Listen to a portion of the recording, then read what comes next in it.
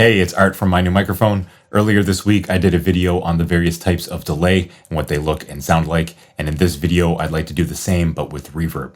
More specifically, we will be looking at spring reverb, plate reverb, algorithmic reverb, and convolution reverb. All right, before we get into the reverb effects, I'd like to quickly go over real acoustic reverb and how we hear it in the real world. So real acoustic reverb is essentially how the sound interacts with the environment around us. As I'm speaking right now, for example, my voice is projecting sound from my mouth. It's hitting the camera, the computer, my desk, the walls around me, and it's bouncing around the room at various reflection points at different timings, and eventually that is coming back to my ear, and I get a real sense of what this room sounds like as I'm speaking within it.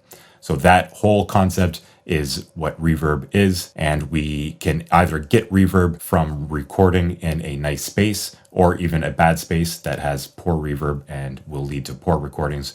But we can get it in the tracking session, or we can get it through effects, which is what we will be largely discussing here today. So starting with spring reverb, we have a reverb type that, as the name would suggest, includes a spring.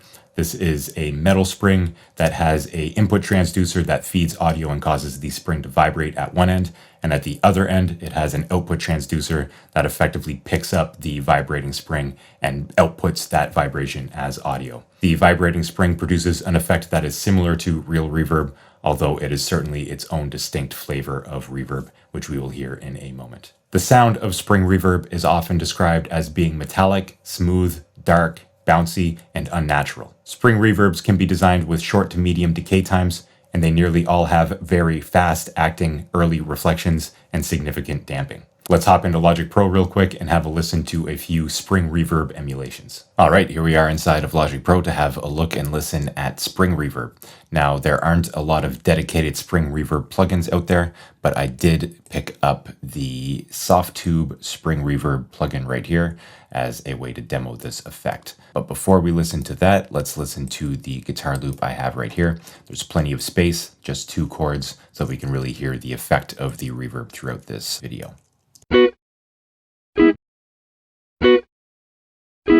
So again, 2 chords, lots of space. Let's now listen to this spring reverb and what it does to the sound right here. You'll notice that the mix of the spring reverb is all the way wet. That's because we are using an effects return. So we're sending from this guitar track right here to bus 4. Bus 4 is coming in here into our spring reverb. So we don't want any of the dry signal because we have that dry signal independent on this track right here. So let's unmute this and have a listen.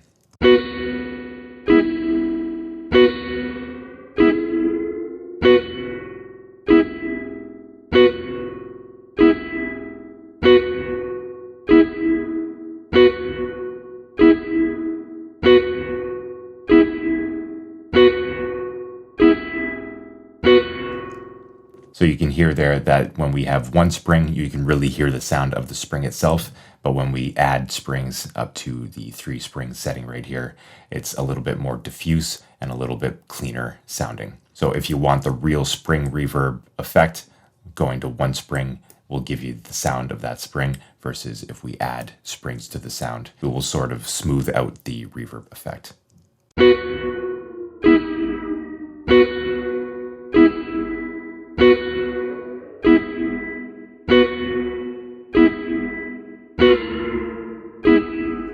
The tension control right here gives us a little bit more length when it's loose and a little bit of a tighter reverb sound when it is tight.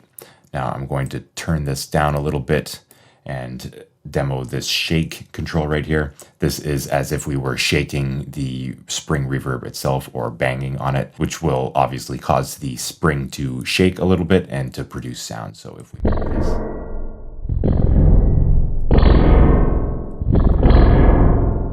That's just a cool thing that Softtube did with this plugin to give us more of a realistic spring type reverb. So that's spring reverb in a nutshell. Let's move on. All right, next up we have plate reverb, which, like spring reverb, is a mechanical style of reverb that requires a vibrating piece of metal, although this time it's not a spring, but rather a thin sheet or plate similar to a speaker cone that has vibration put into it and then vibration recorded out of it. The sound of plate reverb is often defined as metallic, eerie, and unnatural. The body and the tail of the reverb are often dark, although the initial and early reflections are often very bright, relatively speaking. Plate reverbs can be designed with short, medium, or long decay times, and they nearly all have fast and pronounced early reflections. Now let's have a look and listen at plate reverb emulation within Logic Pro. All right, let's now have a look and listen to plate reverb. Now, like spring reverb, there aren't a whole lot of options for dedicated plate reverb plugins. However, I do have a personal favorite. This is one by Soundtoys called Little Plate. This is an emulation of the EMT 140 plate reverb, and it's a very simple plugin. We have our decay in seconds, our mix. I'm going to keep this at 100% wet because this is an effects return. And then we also have a low cut control right here. This mod knob will add a bit of modulation to the sound, so we can turn that off or on. And that's pretty much it. We've got some presets right here that we can choose from. But other than that, let's have a listen.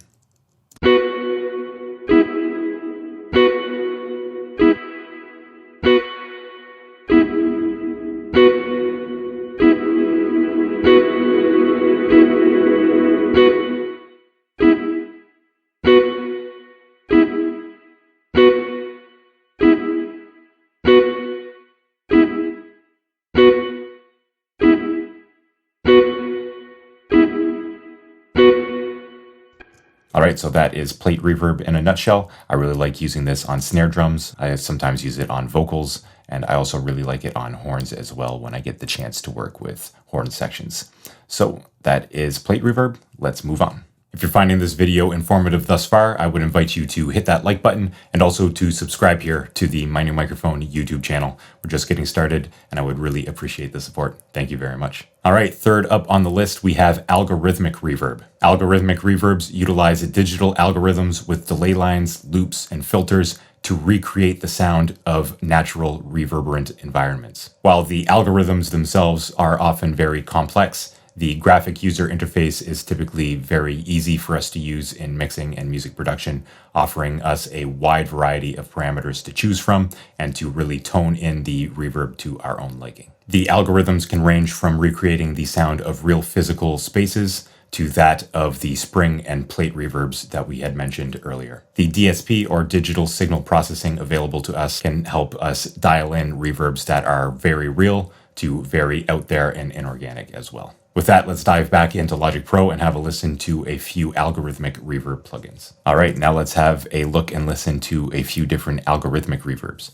Now, because we are in Logic Pro, I feel the need to introduce Logic Pro's stock algorithmic reverb, which has 14 different algorithms to choose from. We've got room, chamber, concert hall, theater, synth hall, digital, dark room, dense, smooth space, vocal hall, reflective hall, strange room, airy, and bloomy. We'll just stay on chamber for now. It gives us an EQ for the damping of the reverb. We also have attack, size, density, decay, distance, and of course our dry, wet controls right here. We can freeze the reverb if we want and also adjust the pre-delay for the early reflections. We also have our output EQ right here and a bunch of other controls that we can use to adjust the algorithm that we choose in the Chroma Reverb. So let's have a listen to the chamber. I'll mess around with a few of these settings so we can get an idea of what this algorithmic reverb sounds like.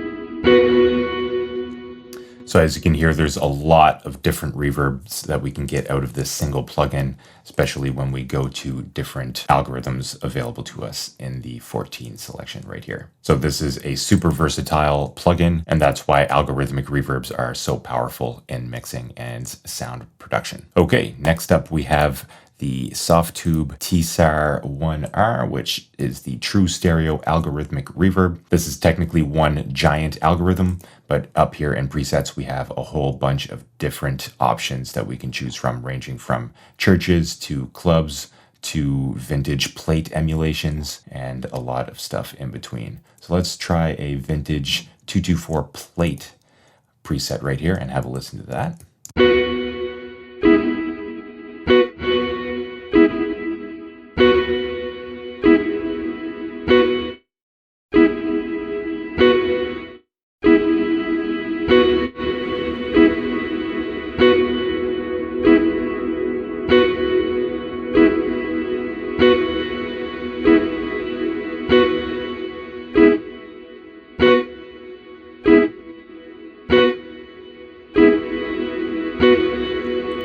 How about we have a listen to Modern Jazz Club.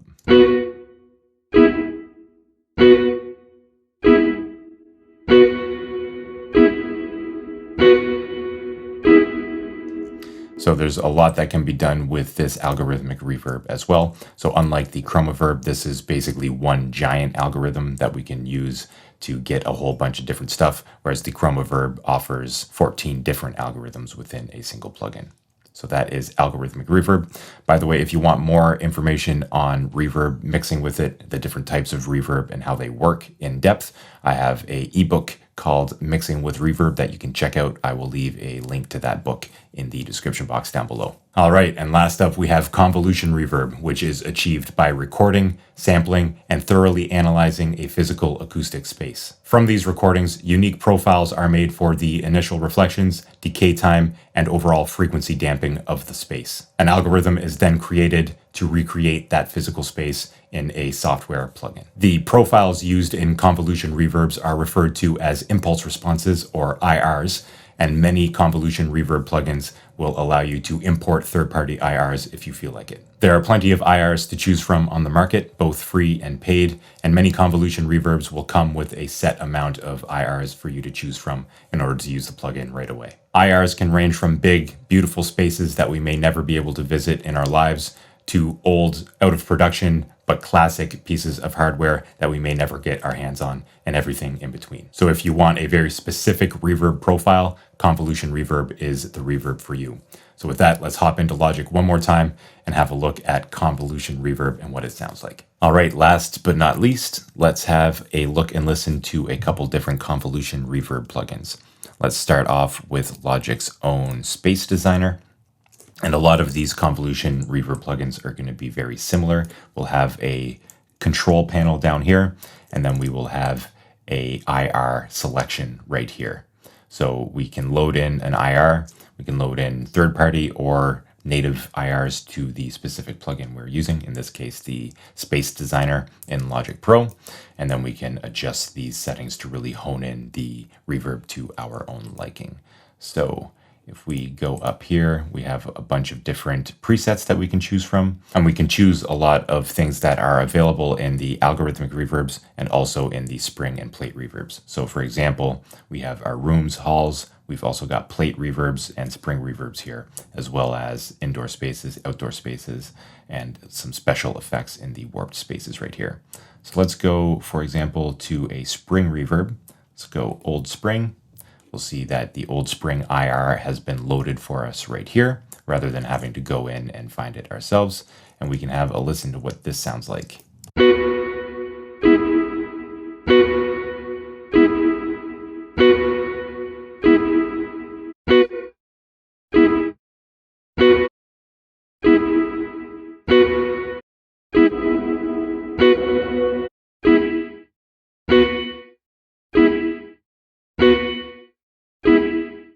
There, and we can dial it in to sound as much or as little like a spring as we would like to. We can also, for example, go and find a plate reverb.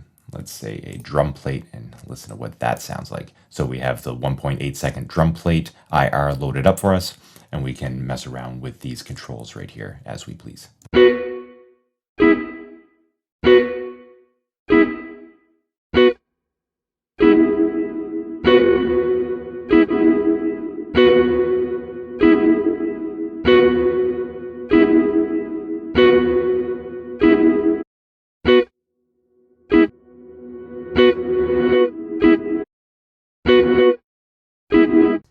Saw there that I reversed the reverb effect, so that's a cool way of getting a reverse reverb effect if you'd like that in your music production. But that is the basics of a convolution reverb. You load up an IR and then you tweak it to your liking. And basically all convolution reverb plugins are going to be similar in this way. So let's close down the Space Designer, Logic's stock convolution reverb plugin, and open up one from Waves. This is the IR1, and it's a similar deal with a different style layout. So we have our control panel right here. We've also got our damping equalizer. We've got some IRs up here that we can choose from. We can either import third-party ones, or we can go here and choose from these as well. So let's say we want a studio. We will load up that impulse response. We can see that right here, and we can listen to it. We also have some more information right here. The name of the IR, Studio 1, type recording studio. It was created in the 27th of September 2003. We've got our sample rate, the country in which it was created, Los Angeles, California, the emitter, receiver, source location, a bunch of other stuff right there. So let's have a listen to this. I will tweak a few of the settings and go from there.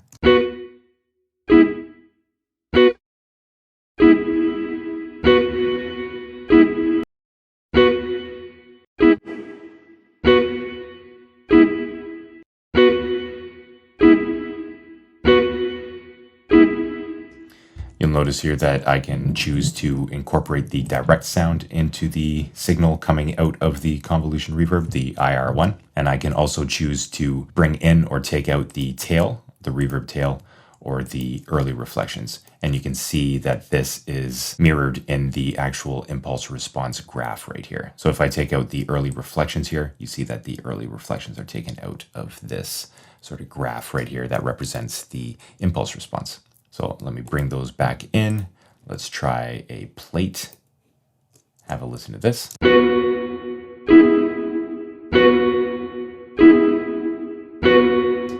And you can find impulse responses for yourself online. There are plenty of different sources to find those.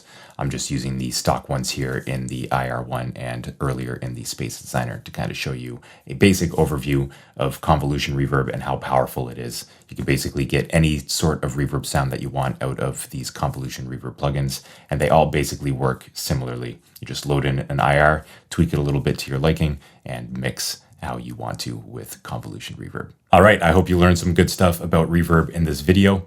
If you'd like to learn more about mixing in a practical way, I put together a guidebook that you can get for free. Just click the link below down in the description box, sign up for my email list, and I will send that to you immediately. This guidebook goes through the typical workflow of a mixing engineer to help you make the right choices at the right times and to get more consistent and better mixes throughout your mixing career. So if you're interested in that, again, there's a link in the description box down below. If you like this video, give it a like, subscribe here to the YouTube channel and my new microphone, and I'll also leave another few videos, as always, up here that I think you will enjoy watching. So take any of those calls to action if you'd like, click on one of these videos, and I'll see you in the next one. Cheers.